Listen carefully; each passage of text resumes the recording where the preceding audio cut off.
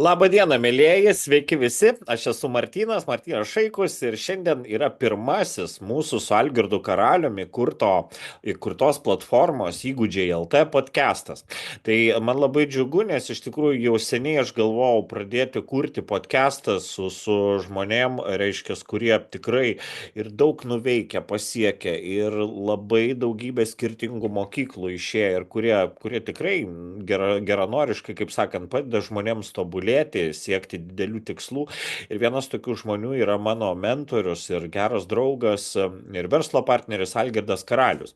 Ir dalis žmonių, tikrai nemaža dalis žmonių Algirdą Karalių puikiai žino iš jo didelių seminarų, kurie yra rekordiniai Lietuvoje. Tai jokiam kitam lektoriui nepavyko sumušti Algirdo Karaliaus rekordų, tai yra po 3-4 tūkstančius dalyvių konferencijų salėse, kuriuose jisai kalbėdavo apie sėkmės mokslą ir pasiekimų psichologiją.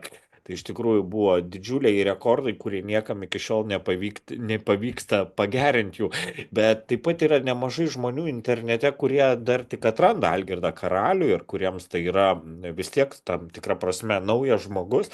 Tai aš šiandien labai norėjau šitą podcastą, Įgūdžiai LT podcastą, skirti Algirdui. Ir skirti Algirdui, kad Algirdas papasakotų iš tikrųjų iš savo kaip eksperto, iš savo kaip mokytojo pusės ir galėtų, na, kaip sakant, pasidalinti savo sėkmės paslaptimis ir patirtimis su žmonėmis, kurie taip pat norėtų tapti lektoriais, mokytojais, mentoriais, coacheriais, sėkmės mokytojais, kurie nori tapti geresniais ir daugiau uždirbančiais konsultantais ir ekspertais ir kurie nori tikrai palikti didesnį pėdsaką šiame, kaip sakant, tiek Lietuvoje, tiek galbūt užsienyje ir panašiai, ir kurie galvoja, kaip man gauti kažkokių praktinių patarimų ir rekomendacijų žmogaus, kuris tikrai daug pasiekia.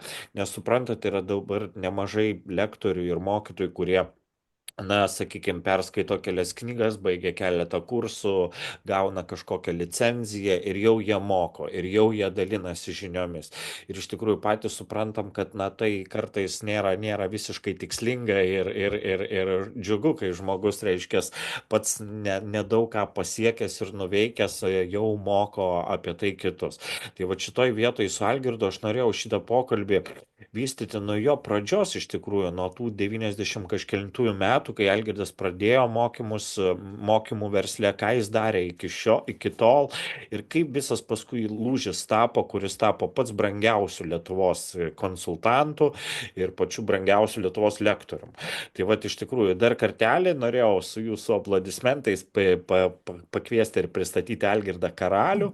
Ir Algirdai, sveiki, kaip sekasi jums? Taigi, labai gerai, puikiai. Puikiai sekasi. Tai Algirdai, žiūrėkit, pirmas klausimas, nes mes nežinau, kiek šitas podcastas truks, tiek, kiek mes norėsim iš tikrųjų. Tai klausimas jums pirmasis, Algirdai, jūsų pati pradžia. Jūs tapote numeris vienas konsultantų, numeris vienas trenerių Lietuvoje, tikrai pasiekė didžiulės aukštumas. Taip pat yra statistika, kad jūs už 1 valandos pranešimą vienoje konferencijoje gaudavote po 30 tūkstančių litų, dabar čia gal 15-20 tūkstančių eurų. Taip pat jūsų konsultacijos kaina kainuoja 2,5-3 tūkstančių eurų už 1 valandą, jeigu aš neklystu. Tai esate pats brangiausias lektorius Lietuvoje turbūt dar ir iki šiol. Kaip jums tai pavyko pasiekti? Gal galite pasidalinti savo žingsniais nuo pradžių ir kad tiesiog žmogus, kuris dabar norėtų tapti lektoriumi, ekspertų, konsultantų ir tokiu pat geru ir brangiai apmokamu kaip jūs, kokiais žingsniais jis turėtų vadovautis? Kas svarbiausia kelyje į tokią didelę sėkmę?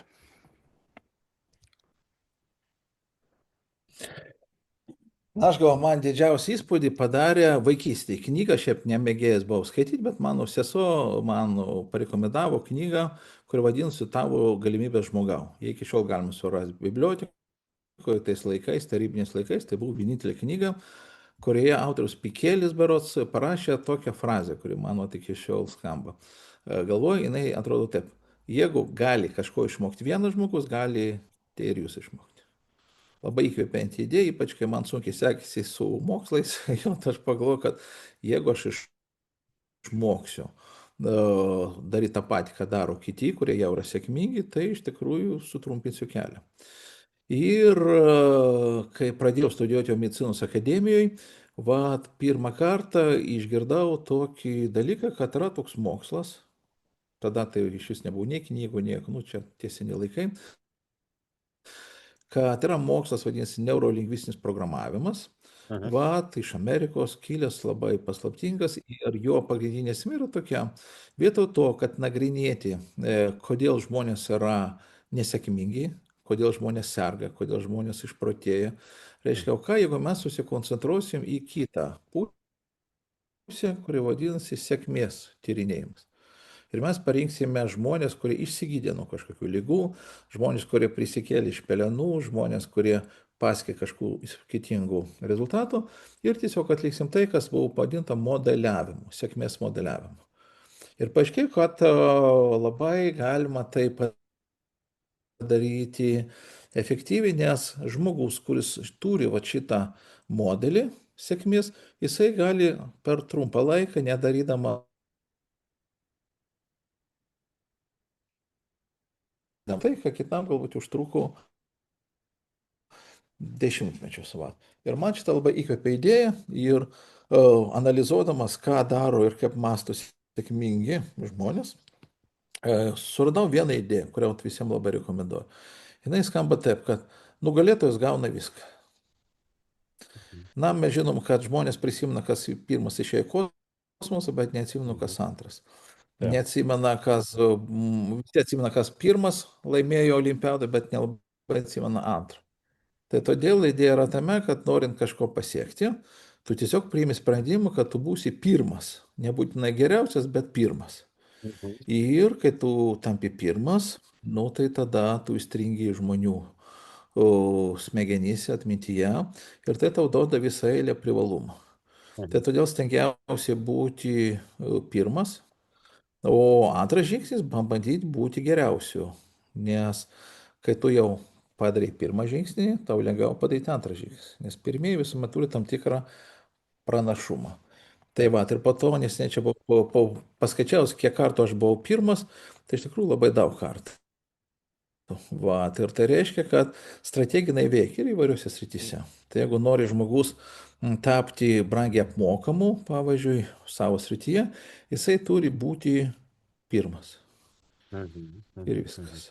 Nes kai Taip. tu esi pirmas, tau 99% visos sėkmės atitenka, o antro, trečio niekas neatsimena. Algirdai, tai aš iš karto noriu, kadangi mes norim ir jūsų istorijos paklausyti ir kartu Taip, žmonėms vertę sukurti, kad tikrai būtų galima pritaikyti taip. tai, ką jūs perėjote, pats praėjote. Tai aš kaip suprantu, būti pirmu, nu suprantat, dabartiniais laikais būti pirmu yra truputėlį sunkiau, negu kad jums buvo ten 90-aisiais metais. Nes, nu, sakykime, dabar ir tų lektorių dabar, kaip sakant, daugybė yra ir visi žmonės bando, tais laikais tą mažesnę konkurenciją turėjo. Be abejo, tai niekaip nenuima nuo jūsų talentų ir įdirbio, bet aš tik tai turiu omeny, kad tuo metu truputėlį gal truputėlį paprasčiau, bet aš nieko nesakau. Bet iš kitoj pusėje yra šiais laikais, norėdamas būti kažkur pirmas, jau yra kalba apie daug gilesnį daug tikslesnį pozicionavimą, kad žmogus tikrai šiais laikais turi savo pozicionavimą dar labiau meistriškiau sukurti, kad jis kažkurioj tai nišoj, kažkuriam sektorija taptų pirmas. Ar aš teisus šitoj vietoj, kad seniau, pavyzdžiui, pirmasis Jo, pardavimų treneris, jo, ar ne, ir jūs kiek,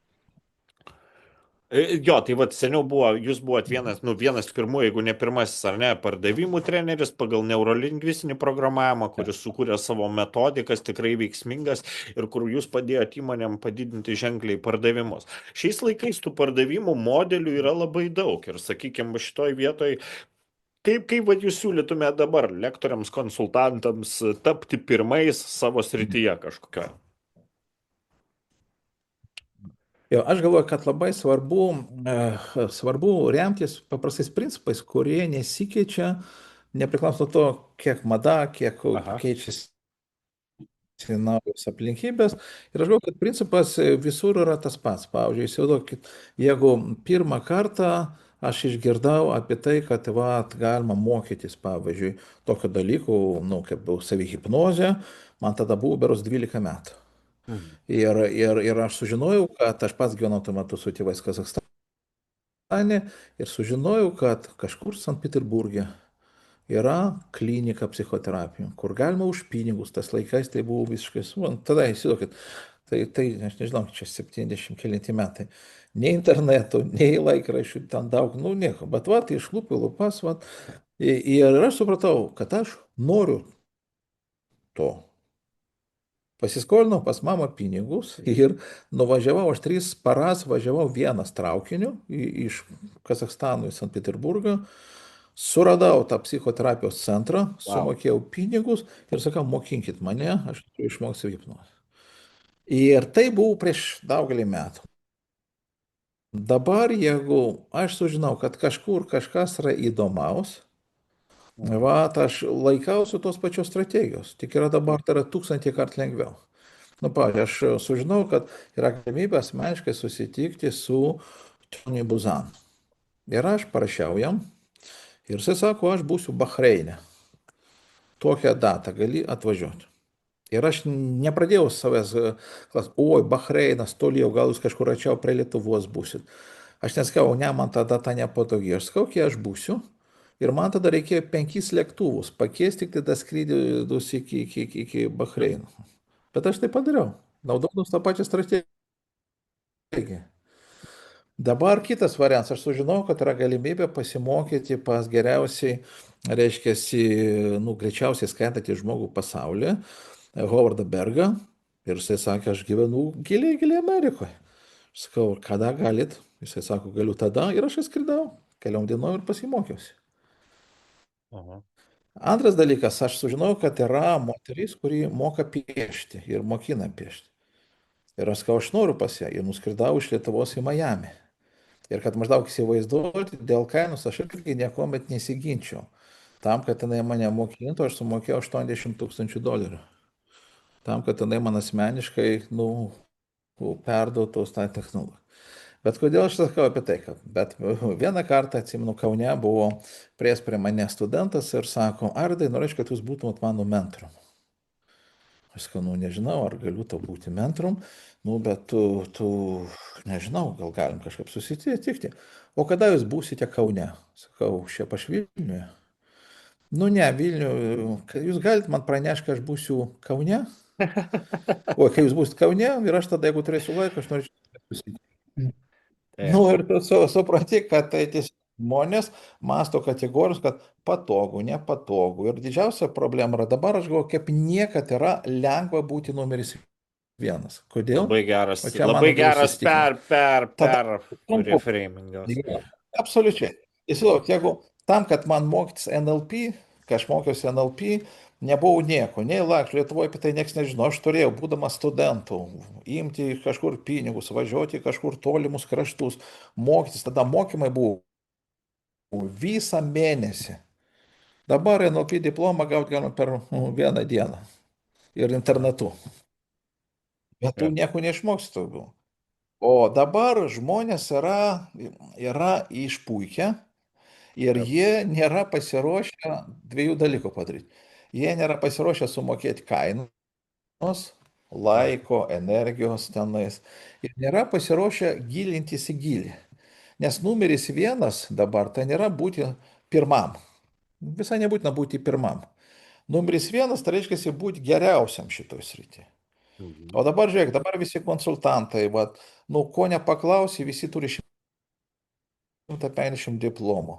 Visi žino apie viską, nes dabar su čia GPT tu gali per 3 minutės tapti ekspertu bet kurioje srityje. Bet ne vienam iš konsultantų neužtenka energijos ir fokuso, kad paimti vieną siaurą dalyką ir ją Mhm. įsigilinti taip, kad nebūtų jokio šanso nu, išvalyti. Taip. Pavyzdžiui, kai aš buvau pardavimų treneriu, aš 10 000 valandų praleidau laukose. 20 pasaulio šalių, analizuodamas nuo ryto iki vakaro, sėdėdamas kabinetuose pas klientus ir užsirašydamas, ką daro geras pardavėjas ir ką daro blogas. 10 000 valandų, tai yra 10 metų. Taip. Parodyk ir pas mane jau buvo tada kažkokios išvalgos, ką daro geri, ką daro blogi. Dabar pasižiūrėkit, ką daro dabartiniai konsultantai, kurie mokina pardavimą. Jie pats gyvenime nieko nepardavė. Jie Taip. nenuėjo nei Tiesa. vieną normalų šitą. Jie nepasiekia. Jo. Tai todėl Dabar būti numeris vienas yra lengva, kaip niekad, nes visi ir konsultantai jų tarpe, ir ekspertai, specialistai yra to vadinamo klypinio mąstymo ir multitaskingo įkaitai. Jie Mhm. negali susikoncentruoti ilgiau negu vieną minutę, jie greitai keičia. Ir, pavyzdžiui, kiek aš susitikau Lietuvoje su kažkokiu konsultantu, aš noriu giliau pakapsyti, nėra su kuo. Visi labai skuba, visi, o ir matau, kad tiesiog nėra pasiruošę. Algirdai, ar aš galiu Va, tai todėl truputėlį? aš galvoju, numeris vienas, tai vienas. Aha. Algirdai, ar aš teisingai suprantu, kad dabar mes skirtingai suvokiam, kas yra numeris vienas? Dabar numeris vienas yra tas, kas turi daugiausiai sekėjų, yra žinomiausias ir panašiai. Ir jis nebūtinai yra geriausias, nes aš tikrai savo kailiu irgi susipažinau su ekspertais, kurie turi ten 100 000 sekėjų, followerių ir jie nuskaitomi kaip ir geriausias, nes labai daug sekėjų turi. Bet pas juos, kai truputėlį eini į gilį, visiškas paviršius. Ir jūs pažįstat tuos žmonės, ir aš pažįstu. Jo, Ir visiškas paviršius. Ir šitoj jo, vietoj tas žmogus, kuris, yra sekėjas, ar ne, jis mato, žiūrėk, 100 000 žmonių, ar čia jie gali klysti vertindami tą ekspertą. Nors iš tikrųjų mes žinom, kad ten yra tiesiog pigios frazės, visokie ten sėkmės citatos lengvos, perkopijuotos iš kitų žmonių ir ten tokios lengvo turinio popsiškos knygelės iš tikrųjų. Ir šitoj vietoj yra tokių daug ekspertų ir kad žmogus žinotų, kad nebūtinai tas, kuris turi daug sekėjų, yra numeris vienas. Ir kai mums šitoj vietoje atsirinkti pelus nuo grūdų, kad žmogus, gal ir patiems fokusuotis. Sekėjai svarbu, sekėjai yra labai dalis svarbi marketingo, bet kaip svarbu neprarasti to turinio, kad tas turinys būtų stiprus. jo. Taip, pirmas, jo, aš galvoju, kad mes žinom, kad dauguma kaip tik yra neteisi. Ir jeigu žmogus, jeigu manęs paklaustų, kuris yra geresnis, ar tas, kuris turi 100 milijonų sekėjų, ar gydytojas, kuris neturi gal 100 sekėjų, bet visą Taip. gyvenimą skiria savo. Tai be abejo, tai nieko bendro, tavo populiarumas nesusijęs labai smarkiai su tavo, reiškia, šitą ekspertizę. Antras Aha. dalykas. Žmonės, kurie dirba dėl to populiarumo viso oro, jie, mums atrodo, jie tokie opinion lyderiai, bet mes žinom, kad jie labai sunkiai uždirba doną. Ir tą Taip, doną per populiarumą labai sunku uždirbti. taip, Aš pats turėjau įvairių variantų ir supratau, kad žmogus, norintis tapti pelningiausiu, jam nereikia turėti milijonų. Pats geriausi verslai, kad tu turi 100, o top 100 fanų klubą, kurie pasiryžę, kurie tiki tavim, kurie yra patys sėkmingi, kurie turi pakankamai pinigų ir nori tau pastoviai mokėti. Ir tada tu tampi tikras opinion lyderis, nes būti opinion lyderiu milijonam žmonių, kurie šiandien su tavim, rytoj ne su tavim ir tu bandai tik per reklamą, ne, tai čia skirtingi dalykai. Mes žinom, kad pats kvailiausias video klipukas su peržiūra milijardą turi. Ar tai turi kažką bendro su kompetencija? Nieko taip, taip, panašaus. taip, taip. Va, tai pagaliau, kad populiarumas reikalingas, bet labai svarbu, koks tai yra pelningumas iš to. Ir kaip tau pavyks išlaikyti tą auditoriją netapus jo įkaitu. Nes kai tu Algirdai, turi aha. palaikyti pastovi, o žmonėms, prašau. Algirdai, turiu klausimą, reiškia, Taip, tai taip. gerai, jūsų dabar grįžtam truputėlį vėl į jūsų istoriją ir iš tos istorijos sugalvojam, kad kokias pamokas mes galim išmokyti, išmokti ir patys, ir pasidalinti su žiūrovais. Tai šitoje vietoje man dar kitas dalykas. Jūs, kiek žinau, taip pat dirbate konsultantų ir lektorium vienoje tarptautiniai mokymo kompanijai, kur paskui pagaliau supratote ir žmonės, kurie tapo jūsų fanais tuo metu, sako, kodėl Algirdai nekuri savo verslo, ar ne? Ir jūs įkūrėt savo verslą, vieną sėkmingiausių istorijoje Lietuvos mokymo organizavimo mokymų įmonių ir kur uždirbdavot po $1 milijoną per metus vien iš savo lektoriaus ir konsultanto paslaugų. Tai va šitoj vietoje uždirbti $1 milijoną per metus iš mokymų verslo ir šiais laikais yra labai nelengva, Lietuvoje kalbu, aš apie Lietuvą.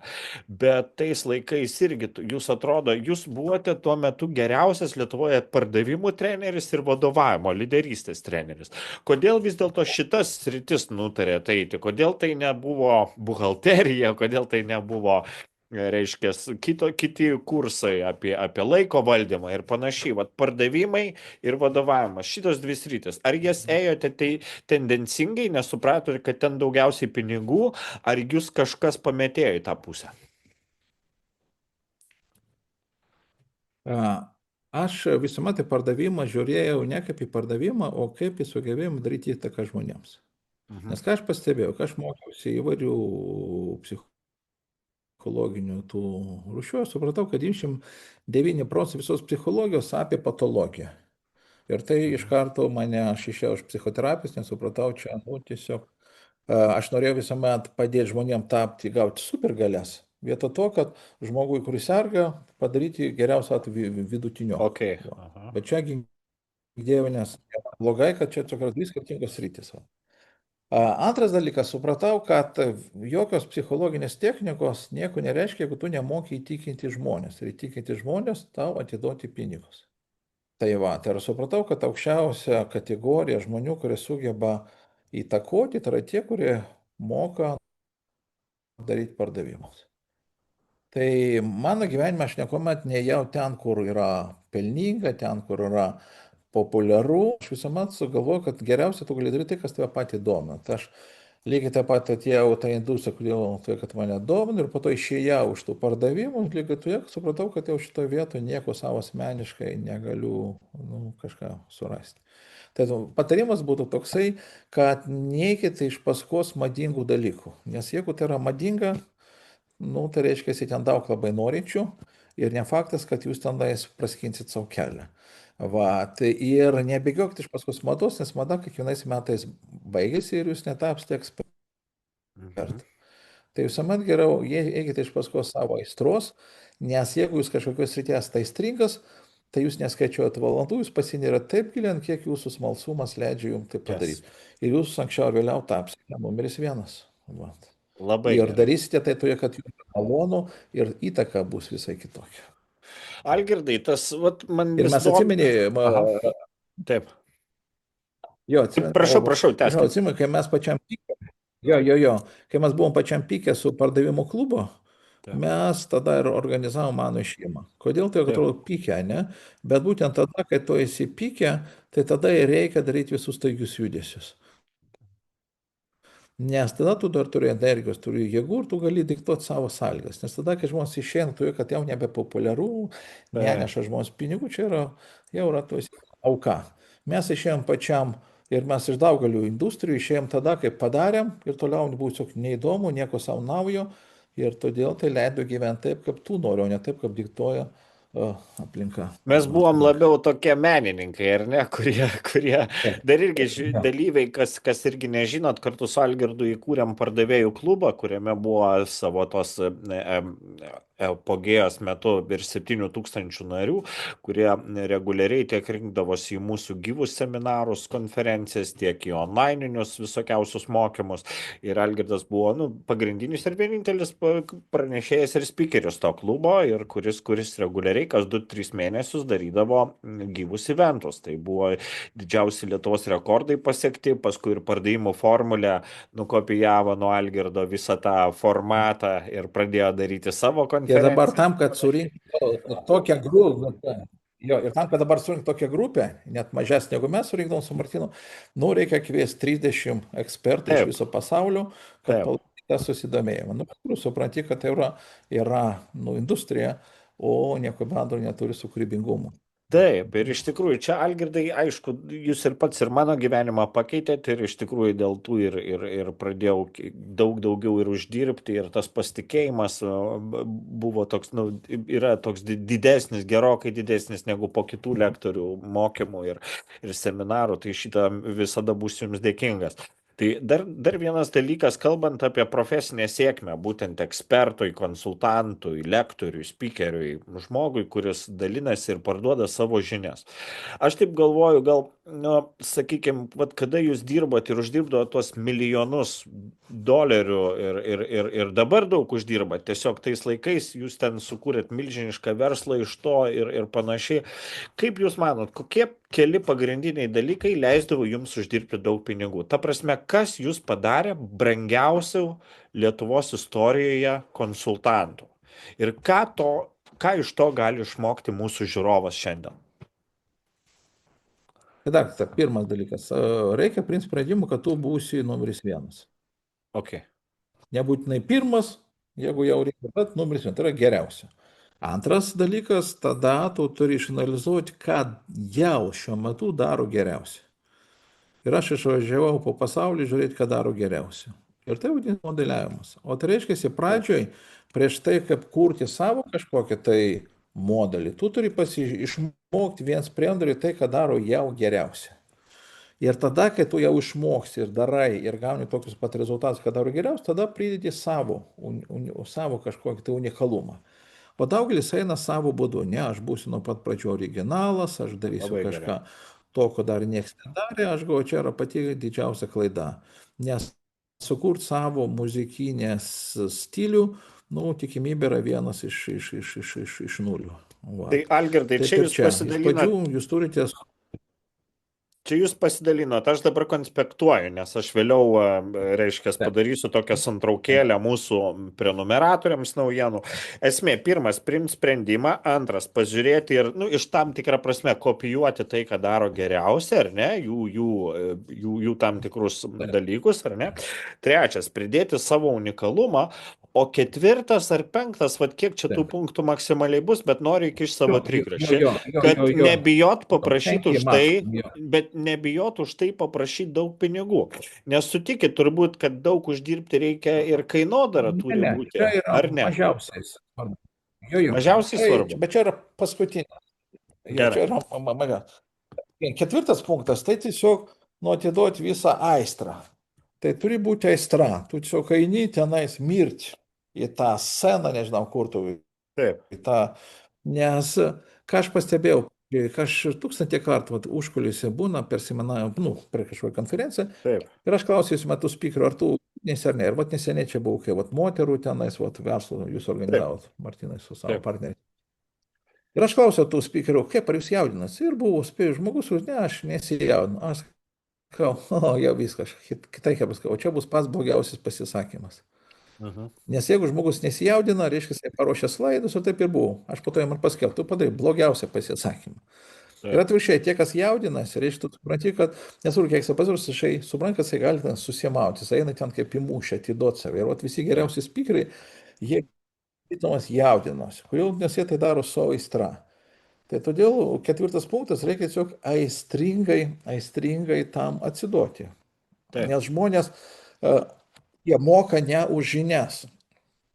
Jie moka ne už žinias, jie moka už tą energiją, kurią tu pridedi prie tų žinių. Žmonės Taip. galėtų pasiskaityti bet kokias žinias, galite, bet jeigu tu darai tai su energija, tada viskas tvarkoja.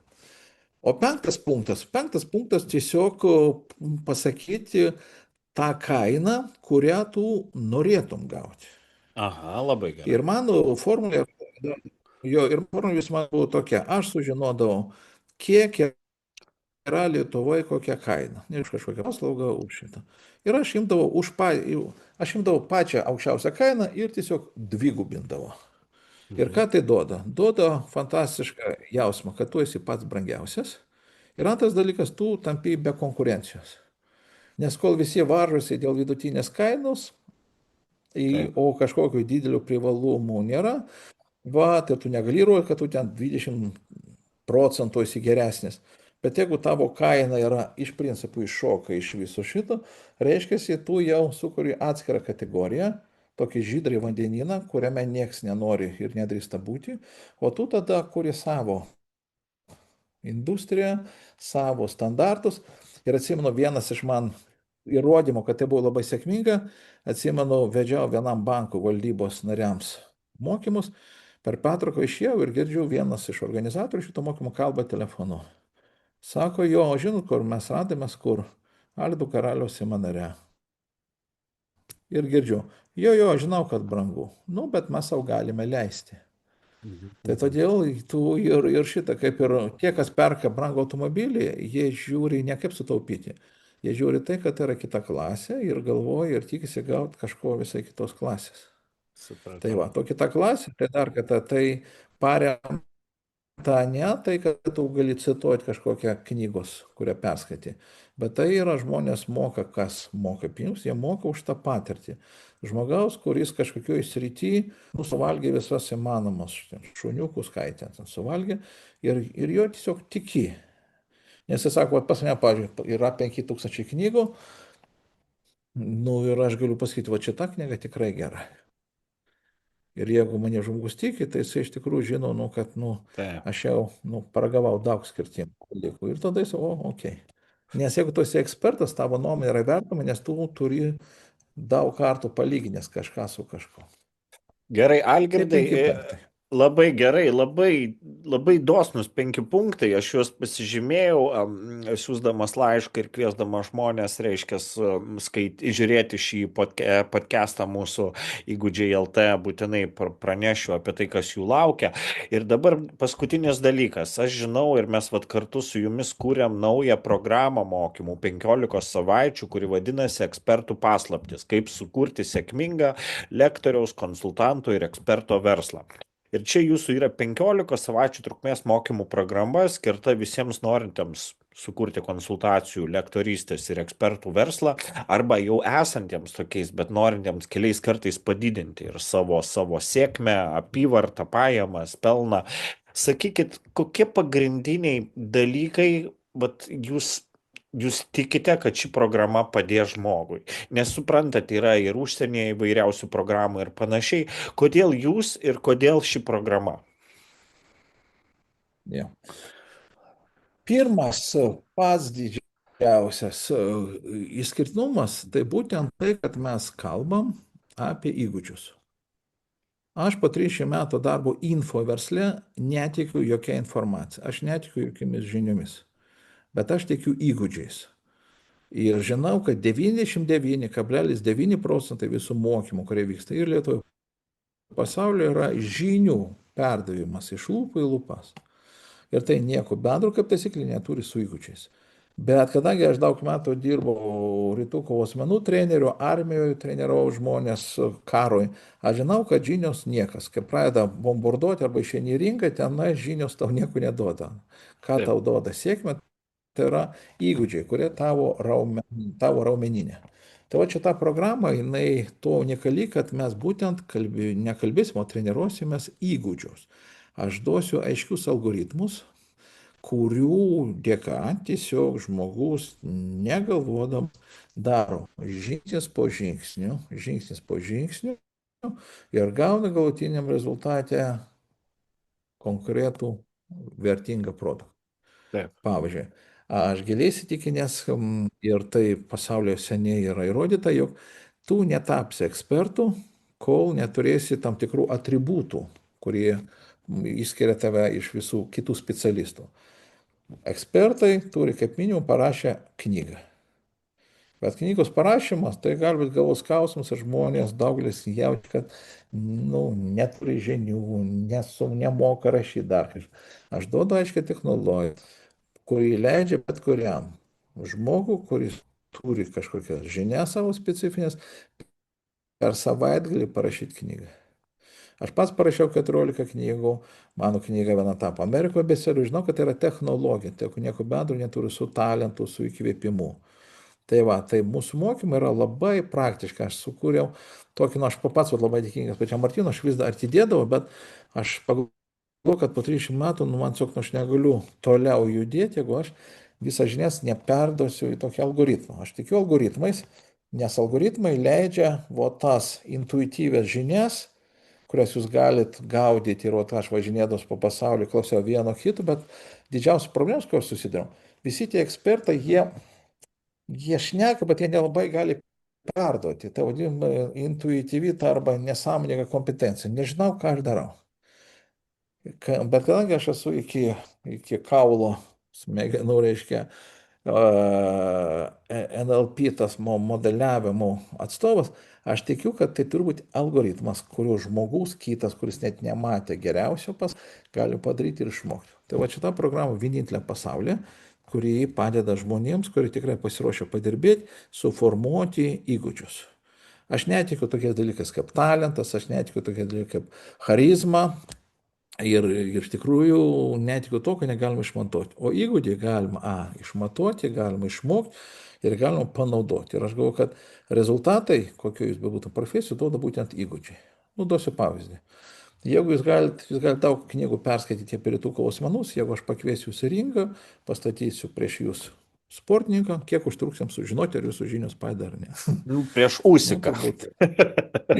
Jau prieš užsiką, kaip sakė kaip sakė Taisonas, visi turi planą iki pirmo smūgio žandikų. Taip, Taip taip, ir čia. taip. Taip ir čia. Antras dar svarbus dalykas mūsų šitos programos. Aš žinau vieną paslaptį apie visus nuo mūsų virtuvės žmonės. Mes visi taip ar kitaip sergam to vadinamo apsišaukėlio sindromu. Kodėl jūs dar iki šiol neparašėt 100 knygų? Kodėl jūs nesate pats brangiausias ekspertas savo srityje? Nes jūs turite apsišaukėlių sindromo lygą. Ką reiškia apsišaukėlis? Mums atrodo, kad mes kažkokie apgavikai, mums atrodo, kad mes nepakankamai žinom, mums atrodo, kad mes dar neprisirpam, mums atrodo, kad dar biškutį pasimokyti ir tada, mums atrodo, kad kiti žino geriau. Ir pasirodo, viso pasaulio ekspertai geriausi, jie serga tą pačią lygą. Aha, aha. Ir paradoksas, kad kuo tu daugiau žinai, tuo tu labiau savim nepasitikė. Kai aš buvau prieš 30 metų jaunas konsultantas, man atrodo, aš viską žinau apie šį pasaulį. Aš žinau tik tai 3 dalykus ir aš variau iš esmės. Po 30 metų aš žymiai mažiau pasitikiu savimi. Vat, aš tiesiog net baisu pagalvoti, kiek aš nežinau. Bet aš moku susitvarkyti su šito apsišaukėlio Taip, sindromu. taip. Kiekvieną kartą eidamas prieš auditoriją, 10 tūkstančių žmonių auditoriją, ir aš iki paskutinės sekundės negaliu patikėti, kad aš eisiu, nes aš mirštu scenai, aš nekenčiu to, aš galvoju, kad už ką man visą tai, man atrodo, kad aš išeisiu ir neturėsiu ką pasakyti. Bet kadangi tai buvo 1000 kartų, aš einu į tą sceną ir atsiranda ką pasakyti. Ir būtent šitą programą ir leisiu išmokti gyventi su šito sindromu ir panaudoti tą vidinį nepasitikėjimą kaip geriausią tokio energijos šaltinį. Algirdai, ačiū Ir labai. Ai, taip, suprantat, dar, nes aš. dar trečias, Aha, jo, taip, taip. jo. Trečias dalykas, aš gal pats svarbiausias. Mes su Martinu tikim. Ir Martinas užsima tai, ko užsima, todėl kad mes tikim vienu dalyku, kad geri specialistai turi gauti gerą atlyginimą, kad žmonės, kurie iš tikrųjų pasiryžę mokytis ir nori atiduoti savo žemę kitiem, jie privalo gauti geriausią, ko jie nusipelnė. Va. Ir jiems trukdo tik tai ką? Tam tikrų žinių ir įgūdžių trūkumas. Tai aš norėčiau, kad tie žmonės, kurie ateina į mūsų programą, jie priimtų sprendimą, kad jie ne tik išmoks, bet jie pritaiks ir tikrai gaus iš gyvenimo to, kai tikrai nusipelno. Tai tada bus mūsų ir didžiausias ir misija įvykdyta. Žmonės, kurie turi žinių, mes jokios privalom perteikti patogiausių būdų ir gauti už tai teisingą atlygį. Super. Super. Gerai, Algirdai, aš labai noriu Jums padėkoti, kadangi aš šitą podcastą darau iš savo sodybos, tai čia pas mus truputėlį su internetu nėra labai gerai, tai norėjau atsiprašyti žmonių, jeigu truputėlį striginėja vaizdas, bet yra kaip yra, aš labai tikiuosi su Algirdu mes pratęsime ir darysim šios podcastus mūsų įgūdžiai LT dažniau. Nežinau, kokio dažnumo dar pasirinksim, tai kai grįšiu į Vilnių, būtinai su Algirdu dar sustiksim ir aptarsim. Tikiuosi buvo įdomu žiūrėti šį video ir naudinga. Tai ir labai tikiuosi jūsų komentarų po šiuo video YouTube. Parašykit komentarą, ar mums verta toliau tęsti podcastus ir kokios temos jūs domintų. Tai mums Algirdu bus labai įdomu juos perskaityti ir atsakyti. Tai va, ir taip pat kviečiu registruotis, čia po šio video yra nuoroda į Algirdo kursą, tai yra ekspertų paslaptis, kaip sukurti sėkmingą lektoriaus, konsultanto ir eksperto verslą. Labai kviečiame, vietų yra labai nedaug, tai yra tik tai labai ribotam žmonių skaičiui galimybę dalyvauti, nes Algirdas skirs ir savo individualų laiką truputėlį jums patardamas ir konsultuodamas. Tai 15 savaičių trukmės programa, analogo Lietuvoje nėra ir tikrai bus didelė vertė jums, jeigu jūs investuotis į save, į šią programą. Tai va, ačiū dar kartą, Algirdai, labai. Iki. Iki malonaus, iki.